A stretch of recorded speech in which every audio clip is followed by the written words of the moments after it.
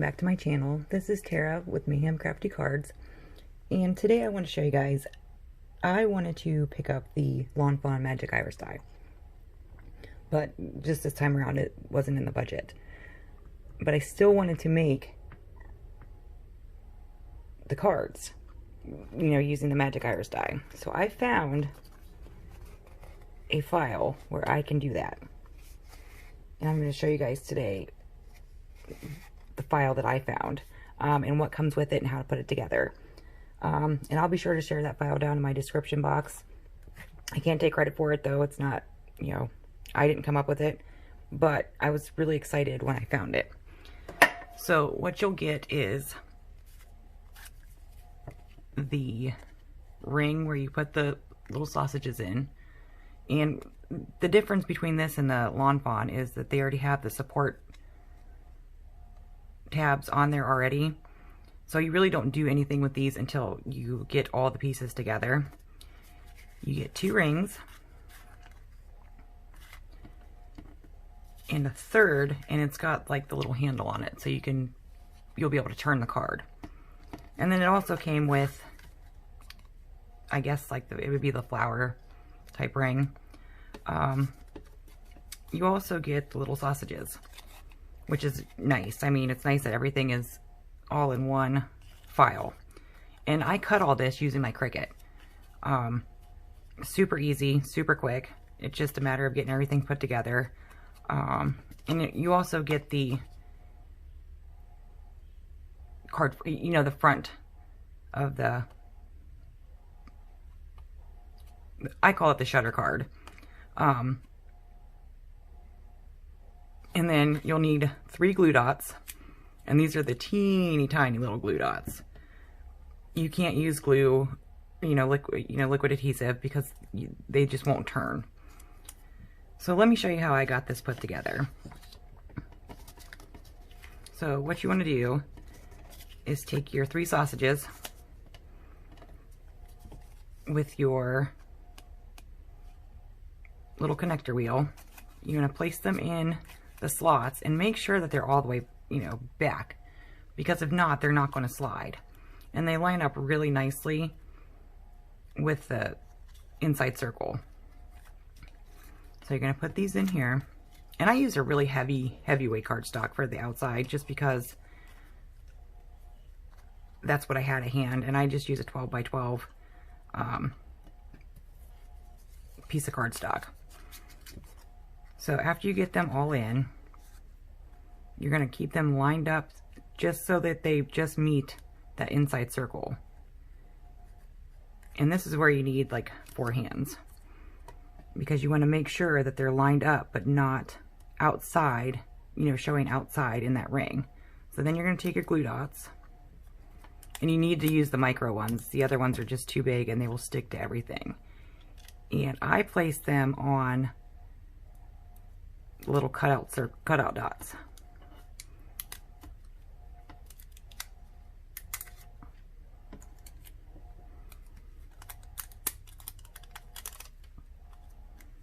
So then once you get these all placed, you're going to take one of those circles and just lay it over top of them. You're going to make sure though that it's lined up, because if not, then it's not going to turn like how the shutter would turn.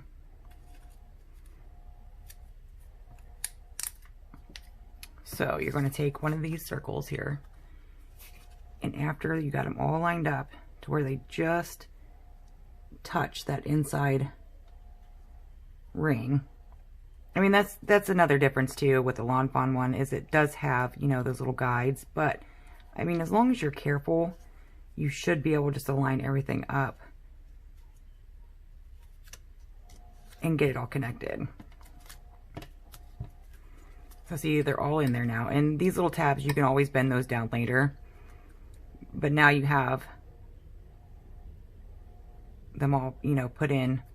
So then what you're going to do next is you're going to take the one that has the little handle on it. And like I said, these little dots, I mean, they don't really line up to anything. But you do want to make sure that when you place it down, and I like to use like a tape runner just before I, you know, get everything nice and secure. That way, if I'm in the wrong spot, I can always lift it back up and, you know, position it right. So let me grab a tape runner.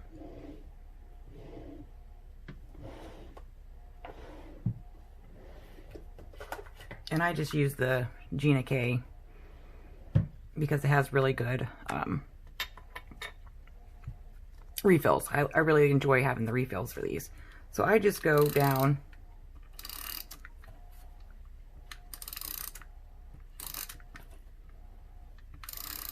just all around it. That way you can always reposition it as well. I mean, that's the...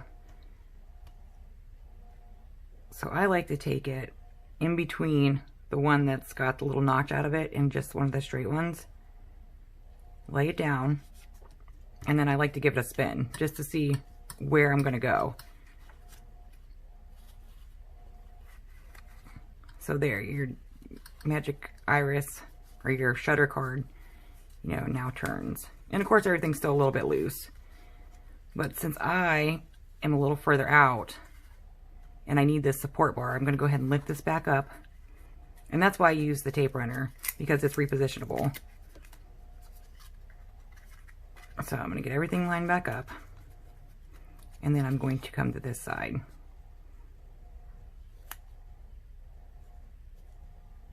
And just lay it down and then try it again. So now when I turn it, it should...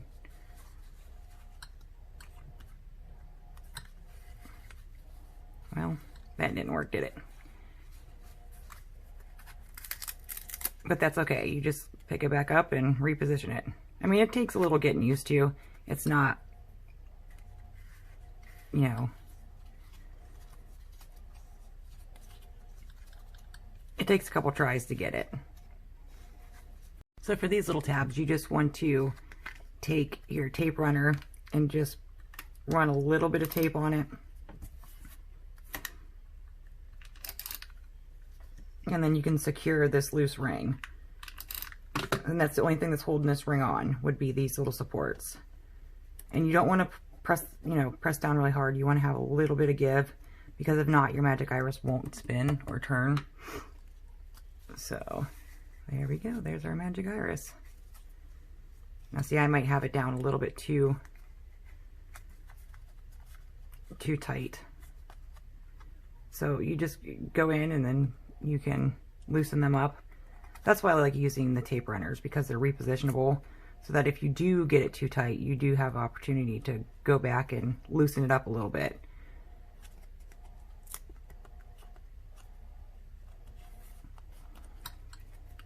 So now it should go very easy. There we go. So you can either match this with the scallop that they give you in the file and just lay that on the front of your card. Or what I like to do is I like to, in the card front, I mean, it cuts out with everything else. I like to lay it on the front, and then that way I have a little notch so that they can pull down. I mean, of course, I don't have it adhered to the card yet, or the card front yet. And then these little tabs, you can take them and just bend back, and it'll keep it in there. That way they're not sticking out if you do decide to use a scallop.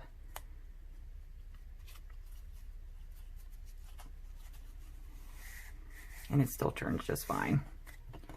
So I like to do is, you know, put it on the card front, and then when you adhere it to your base, you're going to need to put foam tape on the back away from your handle to pop it up on your card. So I hope this helps everybody. I will put the link in the description box. Like I said, this wasn't my idea, but I found it. I was super excited about it. And I was sad when, you know, not everybody can get every release that comes out with these companies. It's just, it's a lot. So until my craft budget allows it, I will be making my magic iris cards like this. So thank you guys for watching. If you like what you see, hit the subscribe button, and I'll see you guys next time. Bye.